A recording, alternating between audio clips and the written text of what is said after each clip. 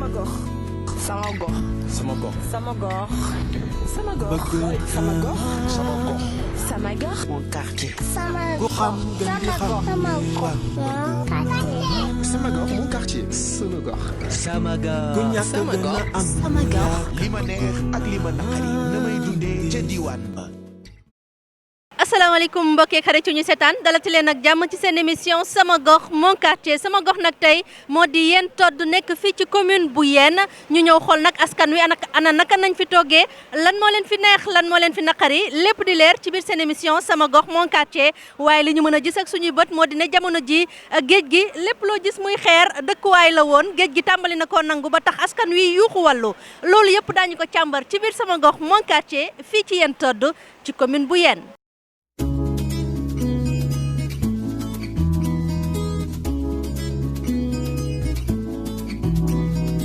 yàgg naa sori am naa ñu sori fii loo sori sori mu la dàq ñaaw suma daan sori. bu jëkkoon bi fi mag ñi dëkkee dafa am fu nag yi daan tëdd ñu naan todde ja nag ya nañu nag yu weex ya nañu todde moo taxoon ñu daan wax todd looloo indi turu todd bi fii góor gu ñuy wax Madawur Saw moo ko sanc góor gu ñuy wax Madawur Saw moo ko sanc bi muy sanc fii si todd kenn nekku fi ba mu bëggee samp dëkk bi du suufam góor gi lii si kërindooy moom suuf si ba mu demee si moom wax ko nekk dama bëgg fu nu dëkk mu nekk demal sa baata ba nox ba todde ñu ndaw loo bëgg jëlal loolu booba kenn dëkkul fii mu ñëw jël wax góor gu ñuy wax góor gi Birane Seck mu dëkk Yène mu indi ko fii mu di ko ñaanal ba góor gi duggee sa xalwa bu defee li muy def bu suulee téere yi ñu sulli ka bu suulee téere yi ñu sulli ka bu suulee téere yi ñu sulli ka ba benn bés mu suul fekk mu ngi ñaan ñëw sulliwuñu ko mu toog fi ba bés bi dellu se mu nekk boo demee sa Madawur nekk na ñëw dëkk bi nangu na si la ñuy ñëwee sanca fi temps bàyyi bi muy dem guerre fii la solo 14 bi fii la solo dem guerre magam fii la solo dem guerre 1922 mu ngi ko fekk si Salonique fol dégg tàggu deew Seydi Hadji Malick Yàlla taala bon dëkk bi mag ñi daw ñu mos ñoo dugg si histoire dëkk bi li ñu fa daan nekk yëpp su masañ tarja bu mel ne mais doo dégg ñu wax si histoire dëkk bi dañu koy bàyyi pour bëgg ñu yëngal léegi la ñu toog rek ku nekk di wax si histoire dëkk waaye mag ñi mosuñu toog di daje fi si pénc mii di wax di dugg si histoire dëkk bi ndax bëgguñu frustré am nit gis boppam moo tax ba doo ñu si bëgg a dugg te lépp lu koy wax nag di nga wax boolal santa yor bi na ko waxaat. may dëggal li Baye Gueye wax ndax todd gi fekk nañ fay nit waaye fële la ñu dëkkoon bi ñëwee di dëkk ci te Madawur ñaan suuf si todd mu nekk todd ji rek laa fi dese fu ngeen mën a sanc ngir feebar bi leen fa jëlee ngir feebar bi leen jëlee àll ba peste bi moo tax ñu sancaat fii dëkk waaye dëkk la woon bu yàgg noonu la ñu mës a dëkkee nag muy Soosamba muy Njoot muy Ndimba ñëpp ñoo dëkkoon ci àll ba waaye feebar boobu moo tax ñoom ñëpp ci minante ak ci dëgg moo tax ñoom ñu ñëw fekki si Madawur fii bi ñu fekki si Madawur fii dañ ko defaat chef ba tubaab jalaaw ñu nangu mu yilif leen ba tubaab jalaaw ñoom ñëpp ñu jox ko seen bopp mbon dëkk bi yàgg nañu am pas-pas. ci dëkkub cosaan bi nag di Yène Toddu bokk na ca loo xam ne dootuñu ko fàtte. wax dëgg yàlla dund fi lu neex loo xamante ne lii lu nuy sant yàlla la ba fii nu toog yàlla ngi nu booleeg ilimaan boo xamante ne bi yàlla daf ko génn dëkk àdduna dafa faatu ndaw la bi fi mag ñi jógee ñu tànn ko mu tànn xale yii ñu topp si ginnaawam ñu nekk fii si dëkk bi ajjuma bu jot laa la wax ñu jàng kaamil sarax ka mag ñi fii képp ku fi génn àdduna bu ñu la laataa rob ñu jàngal la kaamil te doo fay dara tamxarit bu jotee ñu daje si jàkk ji ñëpp ka mën a jàng ak ku mënul a jàng nga yor salaatul fatiha di ñaan ñii yor astaghfirullah di ñaan ñii mën a jàng toog di jàng ñu wàcc kaamil sarax ka mag ñi loolu ba amee yàlla imaam Fay Alioune Fay moo ko saxal ak njaboot ñii ak ñii topp si ginnaawam in Cheikh Diop ñii Babacar Ndiaye ici Abdourahmane Siis yaa ngi dégg kii ñoon waaw ku lim jum ñooñu ñoo ko saxal ba fii ñu toog ba ajjuma ji passé kat joguñu si loolu moom ñii fi nekk saxal nañ ko ku fi dee it buñ la laataa rob ñu wàccal la kaamil te doo fay dara gis nga lii nuy daje nii yëpp di coowoo lii jàmm rek la nun ñëpp noo bokk mel na maam ka fi bokkul ab dox ndéem laal ma wax la ko nag fii nun ñëpp noo bokk mel na maam ka si bokkul rek ab dox ndéem laal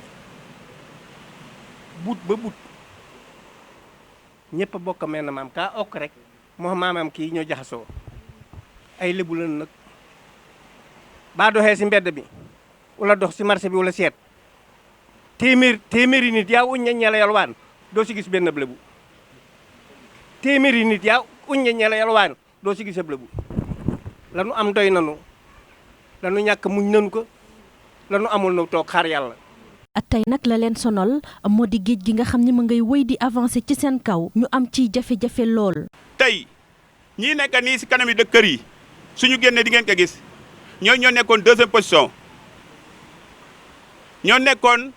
deuxième position première position yëpp dem nañu géej mooy monsieur président Macky Sall dañu bëgg mu jàppale ñu si dëkk bi ndax barrage andi nañ fi ay techniciens mais dañu xamal ne barrage yombul barrage ay milliards a koy def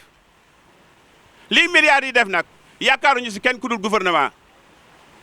yaakaaruñu si kenn ku dul président Macky Sall ñu ngi oo it Marième Faye Sall muy première dame kuy dimbaliwaate la nañu jàppale ñu taxawuñu suñu dëkk bi mu ngi raw. Le 15 juin passé le ministre de l'environnement ñëw na fi accompagné du gouverneur de Dakar def nañ le tour wax dëgg yàlla it taxaw nañ pour jàpp ci mais nag mbiru état moom du gaaw soññi nañ leen pas plus tard que le 5 passé mooy taw bu métti bi mu fi amee man personnellement j'ai envoyé na les vidéos au gouverneur gis na ko relancé na aussi à qui de droit pour que ñu gën ci jàppaat. lii suñu ñun géej gi njëkk na fi avancé premier ministre ñëw fi Boun Abdallah Dionne moo la bi mu yàqee caaro yi yàq ba ay foofu yëpp moom ñëwoon na fii à personne moom premier ministre Boun Abdallah Dionne ànd ak délégation bi ñoom Seydou Gueye ñoom ñëpp ñu ngi woon ci délégation bi yaakaaroon nañu boolaa heure bii ñu baare ñu suñu dëkk waaye fu daal di xëdeen ministre de l'environnement ñëw na fi ki Sall borom kii xam kéwél la xamee jàmm la ñëw na fi def fi visite ba léegi France daal di xëdeen sous préfet ñëpp ñëw nañu fi ba léegi dara li fi ne waa dëkk bi ak ay ñoo xam te ne yàlla dimbal ne la ay bonne volonté ñoo génn seen poste di ko ñu def fa lañ fa def bu ñu fa demee da ngeen ko gis. suñu problème todd mooy ndox géej bi c'est la mer qui nous dérange mais du ndox géej ndox bi boo fi ñëwee te dans un mois doo ko fi gis ñu yegg nañ fi ay siyaan dama daan béy foofu siyaan depuis 50 ba maa ngi fi ndoxu teen bi ndoxu géej bi moo ñu solal ndoxu taw bi sonaluñu léegi ba ndox bële buñ ko defee mu nekk pont en permanence ba xam ne ndox mi du ñëw doo dem di bënni ndox mi bu ñëw day jàll mën nga jaar sa gaal sax si biir loolu moo ñuy sauvé. kon ñun problème mu état moom moo ñu fàtte pour te dire moo ñu bàyyiwul xel mais ñun jafe-jafe boobu kese lañ am état moo ñu dul nemmeeku ki boo xoolee Afrique 5 personnes yi fi dàq dragué géej kenn ki sama rakk la moo dragué Mayombe bi ngay dégg nii fii la dëkk natif du village il avait proposé Omar Gueye pour draguer maire bi mu arrière de 14 kilomètres parce que il l'a fait à Gabon te fii la dëkk natif village bi la fii kon ñun ban problème la ñu war a am on a les hommes qu'il faut à la place qu'il faut mais l'état ne vient pas ici loolu fii benn étatique du fi ñëw fii dara jeunes yi du ñu daw liggéey rek la ñuy def période bi la rek mais bu doon fekkoon du woon nawet doo fi fekk kenn parce que liggéey lañ gëm du ñu jooy duñ jàmba duñ yalwaan du ñu ñaan moo tax man je suis fier d'être Toddoua. géej gaa ngi nii nag ñun sama duusa ngi si biti yàlla xam na ko bu ngeen ñëwee suñu kër sama duusa ngi si biti ak sama duusu moroom suñuy waañ ak suñuy kër yu ngi sa géej war nag nañ ñu dimbali li war a suuli te dimbali ñu si dëkk bi ñaan nañ leen ko ñaanati leen ko ñaanati leen ko. ci jafe-jafe yooyu bokk na ci jamono ji seen sëkk yi nga xam ne saa su ne ak géej ga jël ca pàcc. armeel yi géej gi daf ko menacé bàmmeel yu benn raw nañu maa jóg fajar dem foofu filmer ko mais nag li ñu xol muy ñu di ko lancé di ko wax pour gouvernement bi déglu ñu. armeel yi géej bi moo ko song buñ waxantee dëgg géej bi moo ko song ba commencé na déterrer ay tombeaux waaw loolu daal mun nañ ko wax waa dëkk bi nag tooguñu woon ñoo ngi doon def seen kéem te lay kattan ba lu ñu man ñu sécuriser ko def nañ li ñu ba fi ñu suñ doole yem. problème mu barrage bi cimetière yi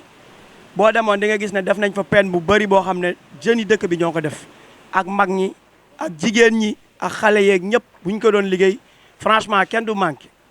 beneen bi képp ku mu doon ci ñun sa wéyjur ñu denc ko fii ci armeel yi mais li nga bëgg moo ñu dencal sa wetu wéyjur man day bëgguma ñu denc ma faneen te lii man mooy sama morom te armeel yi moo ñu fi bàyyi ñun bu fi armeel yi jóge woon ñun ñëpp dem mais nag comme bëgguñu dem te armeel yi mu ngi dem ñaari côté menace muy géej gi ak kaw gi waxuñu nag kan moo ko def ñun waxuñu loolu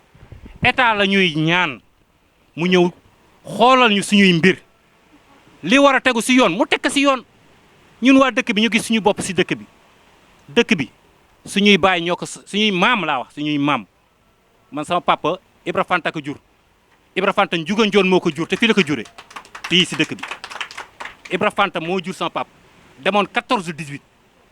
bi ñu ñëwee 39-45 ñoom Mbaye Ndiaye te door a dem sama maam Ibra Fanta Njuga Njoon ko jur te fii la ko juree mu amoon ñeenti soxna bon donc ñun fii la ñu am fii la ñu xam fii la ñu fas yéenee dunda ba dee fii lañ bëgg a jariñ. cimetière yi bu rawee rek dëkk bi raw na parce que c'est le reflet de seen mémoire ñoom cimetière yi la parce que man sama xarit ki ma tudde doom foofu la tëdd tey donc kooku rek jar na tax man ma toog tey fekkee jotaay bii mu du xulee soo ma déggee à travers cette chaîne li laay war a soli mën nga ko am nga logistique bu taxaw boo xam ne boo ko bëggee mobiliser bu dee une dizaine nga indi ko à yéen todd nga defar yéen todd ak li ci war a am yëpp nga appuyer leen. nappkat yi ci seen wàllu bopp di xamle ni bu ñu deful ndànk fu ñu teer sax dootuñu ko am. ñun dañuy campagne fu ne mais bu heure bi jotee ñëpp a ñibbisi mais bu ñëpp ñibbisee itam am na fu ñu war a teer am na fu ñu war a dëkk ku jógee dëkku jàmbur wala ku dem dëkku jàmbur si mool yi xam nga ne foofu du sa dëkk parce que ni ñu la fay traité di nga xam ne sa dëkk nga jëm bon donc dañu war a sàmm suñu dëkk ñoŋal suñu dëkk si côté yëpp. jafe-jafe yi dinaa ci dellu si parce que dama koy dund kii wax fii léegi sama rakk la kii wax 68 ans man 70 ans la am bon xam naa lu bari ci dëkk bi avant may entamer say propos damay gërëm El Hadj Baba Ngom lu jiin njaaga mooy njaag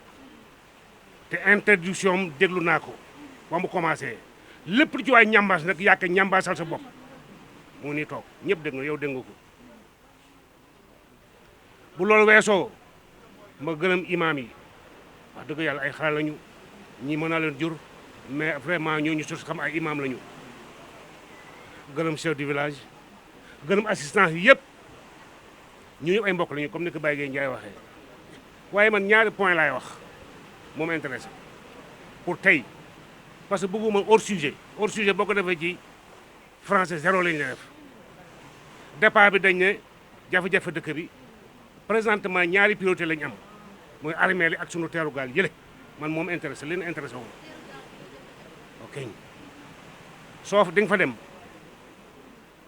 toog yéen yëpp boo demee ñun ñoo fi am teeru mel ni ñi si des ñëpp gaal yi fii boo jógee armée la gaal teerutu fi parce que ñun ñoo ko am place ba nga xam ne gaal yi dañ fay teer ñu war ko defar xam naa ne boo fi ñëwee te 4 waaw boo fi ñëwee dans 4 ans gaal yi fi leen fekkoon doo leen fekk da leen fekkaat ci kaw donc nag dañu bëgg ñu dimbali ñu ci fii gaal yi teer ñu réserver ko uniquement pour gaal yi muy place pour mool yi menace yi mooy géej gi man damaa jàkkaarloog ma yàlla dafa def ma am privilège yàlla dimbali ma jàkkaarloog foofu ginnaaw bi dana fëgg ba ñëw sama buntu kër avertir ma te mag ñi dañ ne ginnaaw foo ko gis ndoxu géej foo gis daf na naan fii laa yem comme dépassé na de loin gaal yi ñëw ba sama buntu kër ma xam ne gaal yi léegi ñu dem ñun nag place boobu dañoo bëgg ngi yàlla jëm rasulullahi ku ñu ci dimbali wala ñu dimbali suñu boppam moom ñu bàyyee ko pour les uniquement les pêcheurs sinon dañ dem ba gaal dootu teer fii ci dëkk bi. ak geneen nag jafe-jafe ñëw dal ci seen kaw muy wàllu inondation yi nga xamante ni ñu bëri ci ñoom jàpp nañu ne yoonu ndox ya ñu fat moo ko waral. mu dimbali ñu suñu dëkk ñoŋalal ñu suñu armeel baareel ñu fii bu nu mënee sëkkal si diggante bi am nañu lagin bu nekk fii mën nañu ko sëkk mën nañu ñu ci dimbali gouvernement am na doole mën nañu dimbali ba sëkkal ñu fii ñu yaatal suñu dëkk yokk ko ginnaaw jumaa ji fii yëpp yaatu na gouvernement am na doole defar ko pour ñun ñëpp ñu mën a dëkk mu canaliser ñu gasal ñu foofu gasal ñu ci gannaaw dégg nga ca gannaaw aussi fi nga xamante ne kii la nu mu tuddee sax falaise la fii dafa am falaise sendu bu amee ndox fii lay jàll jam ñaaji bu amee ndox fii lay jàll ndox mi daf ñu wër dégg nga yéen géej bu amee ndox day ñëw fii jàll wër ñu nañ ñu dimbali ba mu am ay canalisation yu mën a génn ndox mi loolu la ñu soxla waaye ñun soxla ñu xeex soxla ñu xoloo soxla ñu xëccoo. li ñu sonal ci mbënd bi passé mooy en face de la grande mosquée ndox mi dafa daan taa foofu dex la mais dañu ko joxe ñu remblai ko mu sut niveau beneen zone bi léegi fi ñu remblai ndox mi dafay verser pour alimenter le village alors que au temps normal ndox mi dafa daan stagné wu fii ñu bëtt ba ndox ba fële mu dem mais nag dañ ko remblai amatul fu mu jaar moom dafay alimenter ba fees fii bu pare doog a verser ji fële loolu moom mooy li ñu sonal. J'ai saisi moi officiellement le gouverneur sollicitant la suspension de tous les lotissements irréguliers du village. On en compte 6 je les ai tous énumérés mu ngi ci gouverneur yàlla def na ne am na avancement parce que ubbi na enquête auprès de la du brigade ñu nag soxlaa ñu laneen lu dul suufu yeen todd ñu delloo ko waa yeen todd ñoo ko moom nañ leen ko delloo ay jàmbur yi ñu koy jox ñu ñëw di ko morceler di ko jaay di jël profit bi di yóbbu seen kër bàyyi waa dëkk bi ñuy inondé du luñ suñu bëgg nañ ñu jàppale ci lu ñu bëgg suufu dëkk bi ñu delloo ko dëkk bi. fii ndox mi daa jaar suñu ko bàyyi woon inondation yu ñuy wax du am ndax ñun duñu judd suñu nekk fa ak suñu papa su mësaan fees dañu am année boo xam ne man dama joxe sama papa jóge fa ci rëkk ba suñu tool bi ñoo ci rëkk ba bi ñu ñëwee foofu la ñu jaar mais sama papa baaraam na teg rëdd ndox mi dem géej tóoru ji géej waaye li suñu jafe-jafe ba tax li am ñi am ay kabone ci bopp ñoom ñoo baare fii xam ndox mi fa la daa jaar bu dem géej loolu fa fii jox mi daa jaar bu dem géej soo ko baaree fan la jox mi jëm day taxaw su taxaw si biir dëkk bi la jëm suñu jafe-jafe lépp yëpp loolu la may wax ne mu di man di kaneen wax di doo dëkk bi yëpp foofu bu ñu ko fa tegati dara tant que dafa pomp ñoo ko pompe bi mu def ñëw de tuur ji géej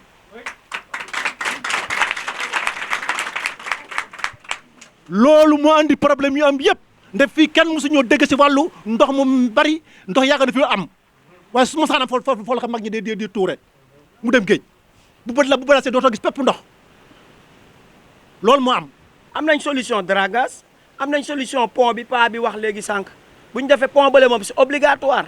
suñ ko defee moom résolution ndoxu taw bi day jeex parce que boo xoolee yéen ndoxu Sénégal yëpp fii todd lay mujjee Sénégal je te dis Thiès àllu kaañ yëpp fii la jëm fii mooy li ngay seen ni mu xonkul suuf bi fii xonkul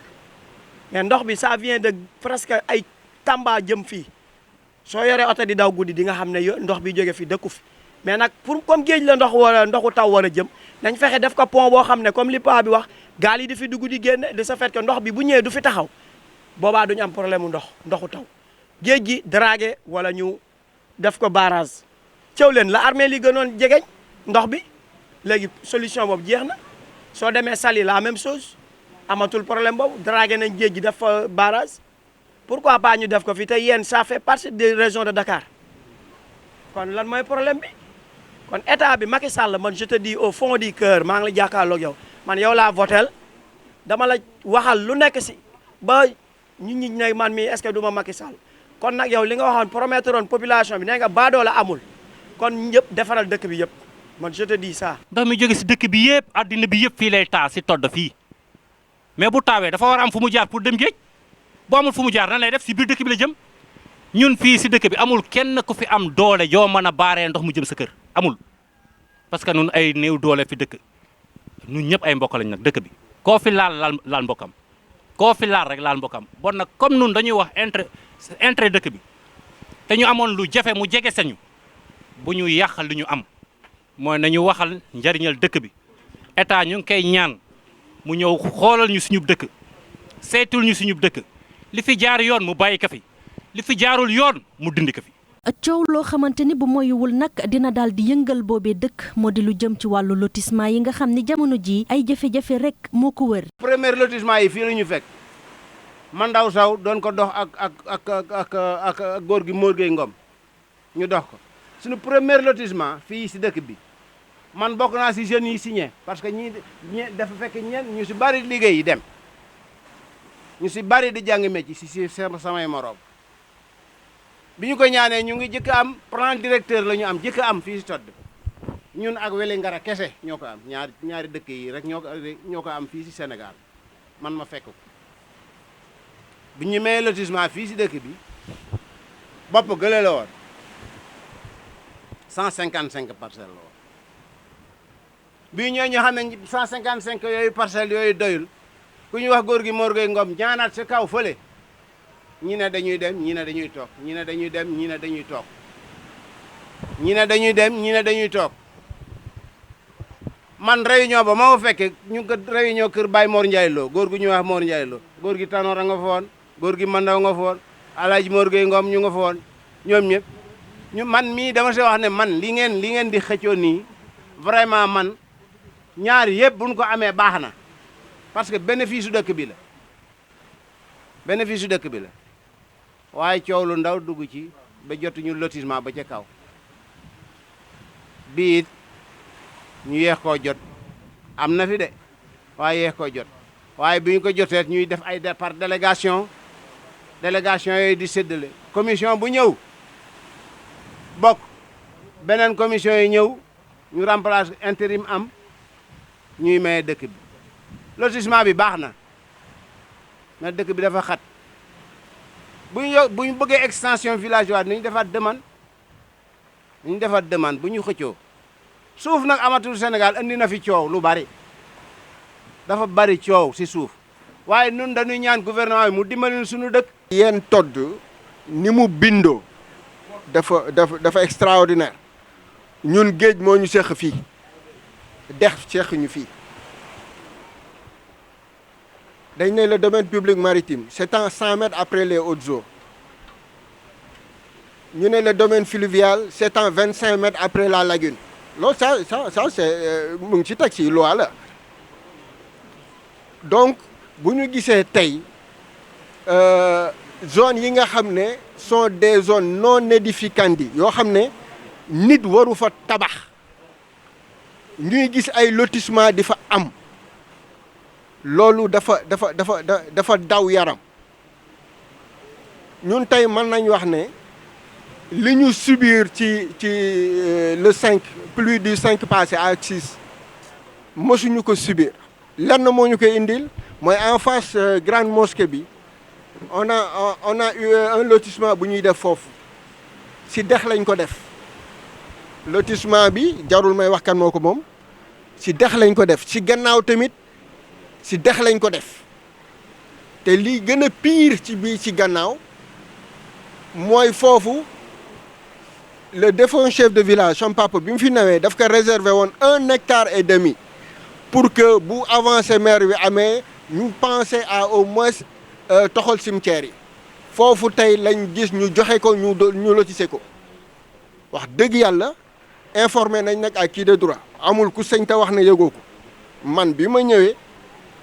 j'ai été élu le 7 décembre 2018 plutôt bi ma ñëwee li ma njëkk a def mooy saisir le sous-préfet pour information sur la situation foncière du village c'est ce que j'ai fait jóge foofu def une plainte contre X sur la situation foncière du village le 31 janvier 2019 adressé ko au colonel de la DSCOS donc ñun li ñu waroon def nañ ko. sama baay moo daan béy foofu bu fële ci kaw ñii ñëpp koo ne toolu baay daam mun la mu ngi nii fii koo ne toolu baay daam mun mu ngi nii 150 parcelles am na fa ay tabax lañ fa tabax sama rakk amu ci awuma ci keneen amu ci bu ñu waxante dëgg te yàlla tax dëgg bu ñu waroon a jooy ay terrain man maa waroon a jooy sama njaboot ñoo waroon a jooy parce que ma baay moo fa daan béy ñëpp xam nañ ko awuma fa pepp suuf li ma wóor mooy lotissement dootu am jalaaw man maa ko wax j'assume maa ko jëlee ci maire lotissement du am parce que amatoo foo lotissé lotissement du am jalaaw man maa ko wax parce que amatuñ fi lotissé ku nekk sa tool mosu lañ ko toog ci di xaar dagg ay parcelles kan lañ lotissé kër kan man sama toolu bàyyi dañ ko lotissé te ma lotissé ko ba pare lotissement du fi am billahi wallahi taala ci maire laa ko jël te lu wóor laa wax bu yee boo ñu ranger bagage toog. première jafe-jafe dëkkuwaay la ñeneen ñi am nañ ñeneen ñi amuñu mooy lotissement yi mais nag lenn li je peux dire que ne mën na nekk successive parce que mën nañ lotissé fekk yow bi nga waree am kër amoo âge boobu waaw loolu mën na jutt mën na indi ñàkk kër yooyu waaw loolu mën na ko indi waaw parce que lotissement successif la mooy maanaam da ngay ñëw ñu lotissé si année bi yow nga toog 10 ans lotissement amul nga war a am kër loolu mën na di jafe-jafe mais yooyu taxuñu fi jóg parce que bokk na si mais loolu waxtaanu suñu ñun la concerne ñun waa dëkk. Marème Faye Sall ñu ngi koy woo ci todd gii ndax ñun suñu village bi lañu am man ku ma may junni kër dëkk baneen dëkk may ma benn kër todd gii fii laay dëkk soxlaa ma yeneen kon nag ñu ngi koy woo jeunes yi nag màgg nañ fi mu toll nii te dëkkuwaay war na leen muy sama doom ak doomu ñeneen dañoo bëgg ay dëkkuwaay ndax ab dëkk boo fa dëkkee foo dëkk nag bu la fa tewee nga sañ a yuuxu dañuy yuuxu dëkkuwaay nañ ñu dimbali ci dëkkuwaay nañ ñu joxaat ay lotissement su ma nee am nañ ñu ko joxaat te di ko ñaan rek ñu jox ñu ay lotissement ngir yàlla suñuy doom dëkk suñu dëkk mën a naat nu mën a liggéey todd ñun todd lañu am ndax suñuy baay bu ñu génne woon tey fa ñu nekk ku ñëwaat yaa ngi ñëwaat si sa kër te bu boobaa duñu am fu ñu dëkk suñuy baay ak suñuy maam bu ñu sulee ko waatoon ñëw fii ku nekk yaa ngay jubalaat sa kër te ñeneen seen kër dem na géej kon fa la ñu am nañ ñu dimbali laa war a suule si dëkkuwaay bi nañ ñu dimbali laa war a suule si li ma ñaan ñun jigéen ñi. ci côté yëpp lay wax todd dañ ne fii la commencé jëm fële waaye dañu wax si wàllu pont ne fii waxuñu fee te ndox buy daw pour jëm sa pont ba boo amee lu ko baare yaakaar naa du yegg sa pont ba man waxuma pour politique damay wax pour intérêt du village parce que ñun jeunes yi wala ñun ñuy liggéey bëgg nga ko boo liggéey si géej ba pare nga investir ko si kaw mais boo amul loo investir si kaw boo liggéey si géej ba pare foo koy def foo koy dugal donc bu déggee maire dafa wax ne mënatuñu am lotissement te gis naa ne dëkk yu bëri ndox am na fa ñu puus ndox mi dëkk fa ñun war nañ ko ñaan wala mu dimbali ñu bokk comme moom moo ñu jiite ñu gis ne ndox mi war nañ ko mën a puus pour dëkk fa bu ko ñeneen laa dëkkee comme xale dëkk bi ñoom ñu ngi wax ne amuñu fu ñu dëkk te ñoom géej rek la ñu am te ñun mënuñu jóge fii dëkk ginnaaw ñaayam jot bàyyi suñu bagage si tefes gi parce que dañ koy jël donc état na jàppale ndaw yi dëkkam parce que lii la ñu am. gox bi nag bërëbu jàngukaay yi dese na fa lool. suñu problème mooy première chose todd école bi baaxul école bi boo fa demoon léegi nga filmer da ngay gis asamaan si école bi moom zéro école coranique zéro arabe dara te loolu boo bëggee dëkk bi jeunes yi intelligent wala ñu am ay ndombal tànk ëllëg loolu nga war a jëkke dëgg la géej gaa ngi avancé comme ni ñu waxee eau de pluie loolu c'est vrai mais loolu mooy première infrastructure bi ñu gën a soxla mooy dëkk école coranique école français ak lycée même bu ñu ko mënee am parce que suñu xale yi dañuy jàngi ba Yène-sur-Mer di dox chaque jour wala ba ñangal ay 14 kilomètres chaque jour aller retour matin soir loolu metti na si jeunes yi parce que man damay dund loolu te dama koy gis. Jamais je n'ai vu ci région de Dakar bii école bu mel ne école bi tey mën naa am nag nga dem ci école fekk fa ndox mais école bu mel nii dans cet état de délabrement avancé man de maa ngi koy doog gis région de Dakar ça fait très longtemps xool leen buntu yi xool leen toiture yi effondré wu y a pas de toilette y a absolument rien du tout et il paraît que ay étrangers sax ñoo ko fi defoon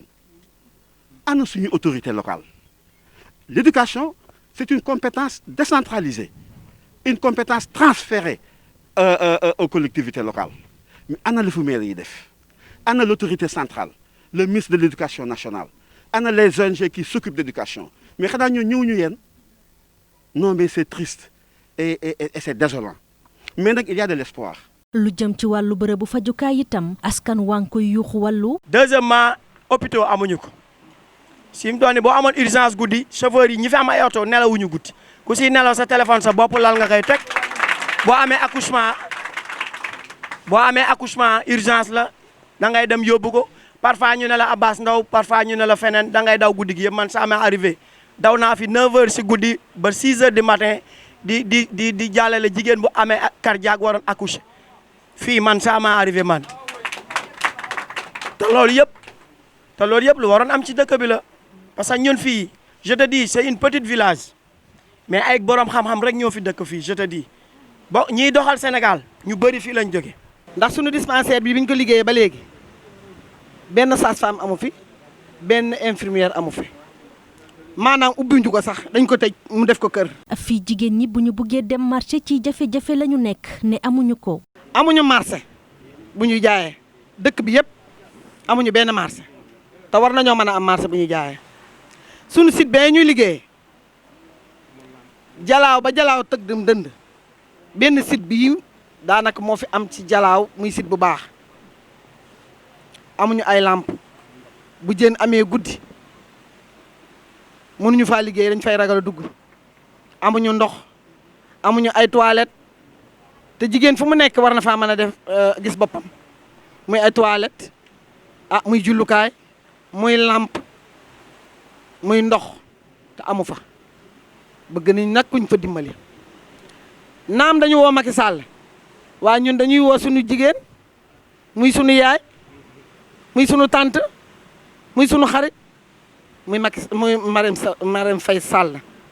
jigéen ñi nga xam ne nag dañuy yëngatu ci wàllu soppar ni jën beeg yeneen produit yu génnee ci biir géej gi ci jafe-jafe la ñu nekk ne seen site ba mënuñu faa liggéey. bu jën ñëwee bu guddi jotee mu yàqu ndax amuñu ay frigo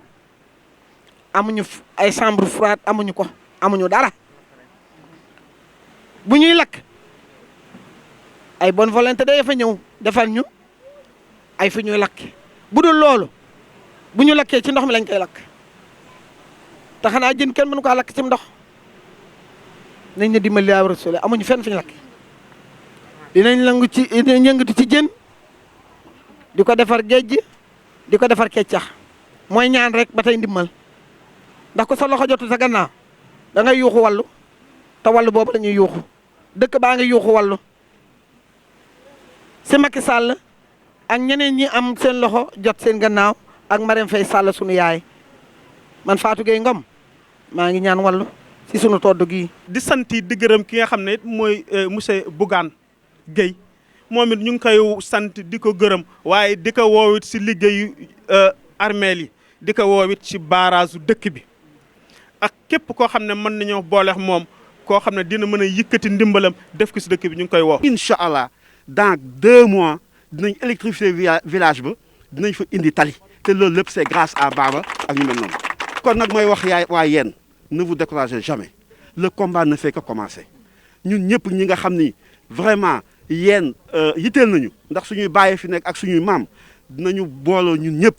nekk ci seen ginnaaw ñu mën a combat bi pour que ñu mën koo gagner lii jóge fi à jamais. muy jafe-jafe yoo xamante ne nag jamono ji buñ cay jënd dafa fekk ni am na yenn ci ay bonne volonté yu leen di taxawu. li ma yor nii xaalis la 5 millions la 5 millions lañ demoon jëli ji ci moom moo tax fekkoo leen ñu fi moo tax it dañ koy sant gërëm ko ñaanal ko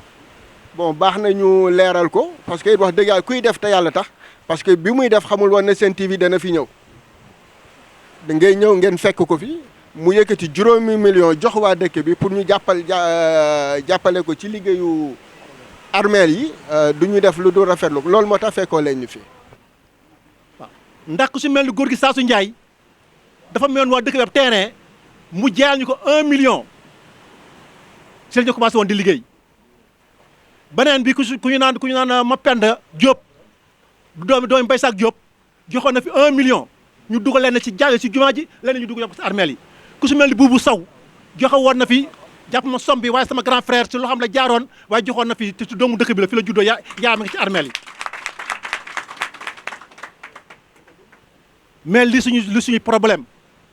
wax nañu ko ay xëccoo ak waxal lu dem lu dul dëgg moo ñu gàllankoor dañu wax dëgg rek moo am solo. suma daan sori man fii loo sori mu la tax ñaawoo loo dëkkee ñu xeem ko.